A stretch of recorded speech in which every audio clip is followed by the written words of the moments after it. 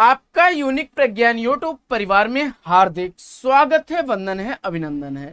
प्यारे साथियों, आज की पाठचर्या होने वाली है आपके लिए काफी महत्वपूर्ण, क्योंकि आज की पाठचर्या हिंदी साहित्य प्रश्नोत्तरी 50 बड़े ही महत्वपूर्ण प्रश्नों के साथ आपके बीच लेकर के उपस्थित हूं। और जैसा कि आप जानते हैं, प्रश्नोत्तरी 50 का मुख्य उद्देश्य है आपके अध्ययन का आपको रिविजन कराना। और आज की प्रश्नोत्तरी प्रारंभ की जाए उससे पूर्व देखते हैं आज का मॉर्निंग कोट्स। आज का मॉर्निंग कोट्स है कि निंदा से घबराकर अपने लक्ष्य को ना छोड़ें, क्योंकि लक्ष्य मिलते ही अक्सर निंदा करने वालों की राय बदल जाती है।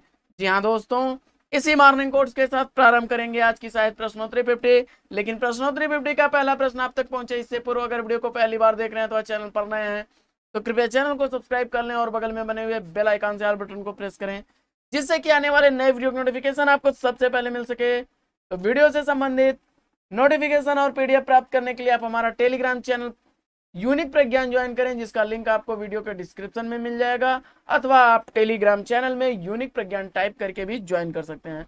तो साथियों, देखते हैं बिना समय गवाए आज की पाठचर्या का पहला प्रश्न। पहला प्रश्न है, 9 साल छोटी पत्नी किसकी कृति है? 9 साल छोटी पत्नी रविंद्र कालिया की कृति है। प्रश्न संख्या 2 है, आकाश गंगा काव्य संग्रह के रचनाकार कौन है? तो आकाश गंगा काव्य संग्रह के रचनाकार राम कुमार वर्मा हैं। और अगला प्रश्न है, निरूपमा प्रभावती उपन्यासों के उपन्यासकार कौन है? तो निरूपमा प्रभावती यह उपन्यास सूर्यकांत त्रिपाठी निराला जी द्वारा लिखे गए उपन्यास हैं। अगला प्रश्न संख्या 4 है कि भाषा पद्म पुराण के रचनाकार कौन है? तो भाषा पद्म पुराण कृति लिखी गई है दौलत राम जैन द्वारा। अगला प्रश्न है कि परमात्मा का कुत्ता कहानी के कहानीकार कौन है? तो परमात्मा का कुत्ता कहानी मोहन राकेश द्वारा लिखी गई कहानी है। प्रश्न संख्या 6 है कि अक्षय वट जिंदा मुहावरे उपन्यास के लेखक कौन है? तो अक्षय वट और जिंदा मुहावरे उपन्यास लिखा गया है नासिरा शर्मा द्वारा।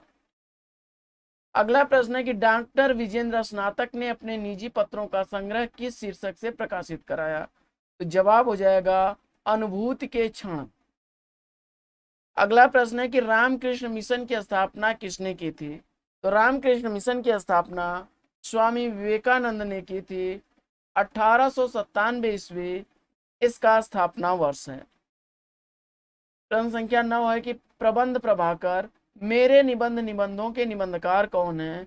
तो प्रबंध प्रभाकर और मेरे निबंध बाबू गुलाब राय द्वारा लिखे गए निबंध हैं।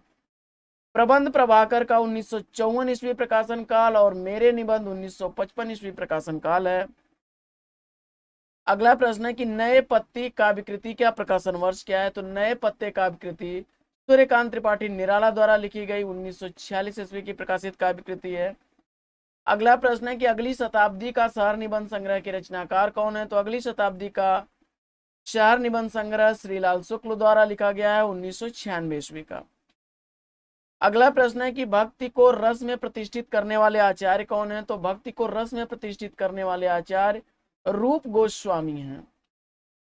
अगला प्रश्न है कि इतिहास साक्षी निबंध के निबंधकार कौन है? तो इतिहास साक्षी निबंध लिखा गया है डॉक्टर भगवत शरण उपाध्याय द्वारा 1960 ईस्वी इसका प्रकाशन काल है। अगला प्रश्न है कि नीलांबरा आत्मिका काव्य संग्रह के रचनाकार कौन है? तो जवाब हो जाएगा दोनों ही काव्य संग्रह महादेवी वर्मा द्वारा लिखे गए काव्य संग्रह हैं। प्रश्न संख्या 15 है कि ईश्वर की अध्यक्षता में काव्य के रचनाकार कौन है? ईश्वर की अध्यक्षता में काव्य कृति लिखी गई है लीलाधर जगुड़ी द्वारा। प्रश्न संख्या 16 है कि ज्यादा अपनी कम पराई किस विधा की रचना है? तो ज्यादा अपनी कम पराई यह डायरी विधा की रचना है, उपेंद्रनाथ हस्क द्वारा लिखी गई है 1959 ईस्वी का प्रकाशन काल है। अगला प्रश्न है कि सत्यकाम महाकाव्य के रचनाकार कौन है? तो सत्यकाम महाकाव्य लिखा गया है सुमित्रा नंदन पंत द्वारा 1975 ईस्वी इसका रचना काल है। अगला प्रश्न है तुलसी दर्शन मीमांसा तुलसी काव्य मीमांसा, यानी तुलसी दर्शन मीमांसा और तुलसी काव्य मीमांसा दोनों कृतियों के लेखक कौन है? तो जवाब हो जाएगा डॉक्टर उदय भानु सिंह। अगला प्रश्न है कि हिंदी साहित्य के 80 वर्ष आलोचना ग्रंथ के लेखक कौन है? हिंदी साहित्य के 80 वर्ष आलोचना ग्रंथ लिखने वाले हैं शिवदान सिंह चौहान 1954 ईस्वी का प्रकाशन काल है। अगला प्रश्न है कि देव निरंजन मंगलदेव कृष्ण शरण प्रसाद के किस नाटक के पात्र हैं? तो देव निरंजन मंगलदेव कृष्ण शरण जयशंकर प्रसाद के कंकाल उप नाटक के पात्र हैं और 1929 ईस्वी का प्रकाशन काल। अगला प्रश्न है कि राखी की लाज किसका नाटक है? तो राखी की लाज नाटक के नाटककार वृंदावन लाल वर्मा है। अगला प्रश्न है कि प्राचीन हिंदी पत्र संग्रह के संकलनकर्ता कौन है? तो जवाब हो जाएगा प्राचीन हिंदी पत्र संग्रह डॉक्टर धीरेन्द्र वर्मा और लक्ष्मी सागर वर्षणे द्वारा संकलित पत्र संग्रह है। प्रश्न संख्या 23 है कि मृणाल जैनेन्द्र के किस उपन्यास का पात्र है? तो मृणाल जैनेन्द्र द्वारा लिखे गए त्यागपत्र उपन्यास का पात्र है 1937 ईस्वी का प्रकाशन काल। अगला प्रश्न है कि पहल पत्रिका का प्रकाशन कब आरंभ हुआ? तो पहल पत्रिका का प्रकाशन 1960 ईस्वी में प्रारंभ हुआ और ज्ञान रंजन इसके संपादक थे। यह एक त्रैमासिक पत्र था जो कि जयपुर से प्रकाशित होता था। अगला प्रश्न है कि प्रसाद की किस रचना को हिंदी का मेघदूत कहा जाता है? तो प्रसाद द्वारा लिखे गए आंसू को हिंदी का मेघदूत कहा जाता है 1933 ईस्वी क्षमा करें 133 छंदों का यह ग्रंथ है, विरह स्मृति काव्य है। अगला प्रश्न है कि पृथ्वी परिक्रमा यात्रा साहित्य के लेखक कौन है? तो पृथ्वी परिक्रमा यात्रा साहित्य सेठ गोविंद दास द्वारा लिखा गया 1954 ईस्वी का यात्रा साहित्य। अगला प्रश्न है कि पलाश वन किसका काव्य संकलन है? तो पलाश वन नरेंद्र शर्मा का काव्य संकलन है। विजन उपन्यास के उपन्यासकार कौन, क्षमा करें प्रकाशन वर्ष क्या है? तो विजन उपन्यास मैत्रेयी पुष्पा द्वारा लिखा गया उपन्यास है, 2002 ईस्वी इसका प्रकाशन काल है। अगला प्रश्न है कि इंद्रजाल कहानी संग्रह के रचनाकार कौन है? तो इंद्रजाल कहानी संग्रह जयशंकर प्रसाद द्वारा लिखा गया 1936 ईस्वी का कहानी संग्रह।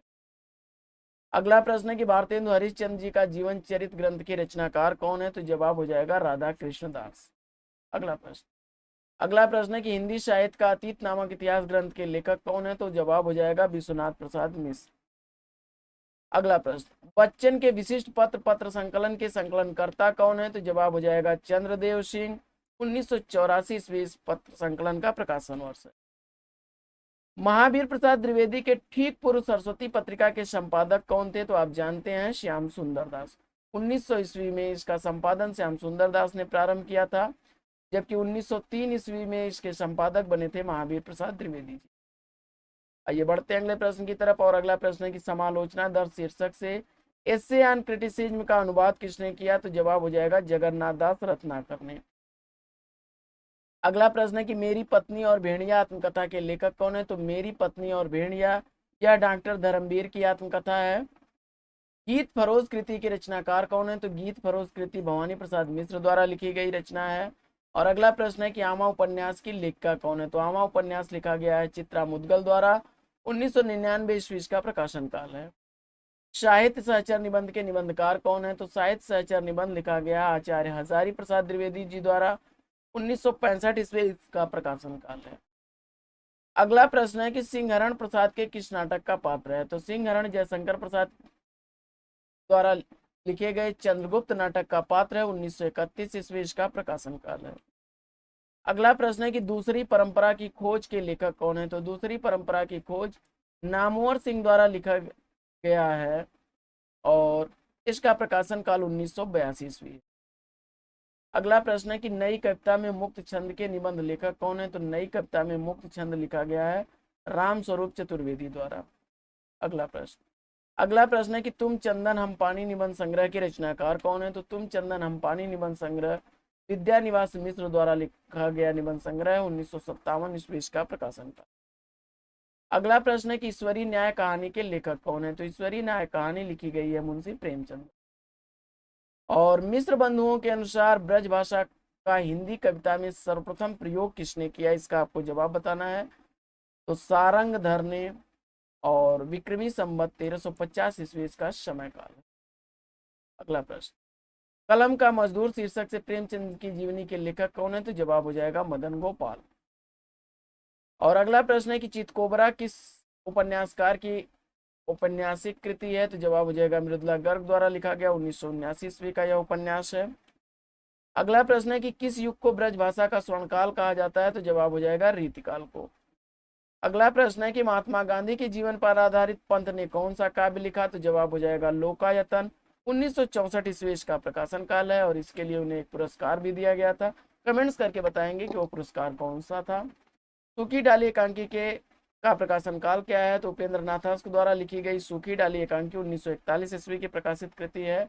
और अगला प्रश्न है कि जयशंकर प्रसाद की किस कृति को मेघदूत कहा जाता है, जवाब हो जाएगा आंसू को। 1925 ईस्वी इसका प्रकाशन काल और 133 छंदों का यह ग्रंथ है। तो साथियों, पाठचर्या कैसी लगी? अगर पाठचर्या अच्छी लगी हो तो वीडियो को लाइक करके दोस्तों में शेयर कर दीजिए। चैनल पर पहली बार हैं तो चैनल को सब्सक्राइब कर दीजिए। आपके लाइक शेयर सब्सक्रिप्शन से हमको मिलता है पुनर्बलन ऐसे ही वीडियोस बनाने के लिए। तो मुझे आशा ही नहीं पूर्ण विश्वास है कि आप अपना प्यार दुलार स्नेह मुझे देंगे। तो साथियों, लेते हैं आपसे विदा। आपका जीवन मंगलमय हो। बेस्ट विशेष बेस्ट आप लग। जय हिंद साथियों।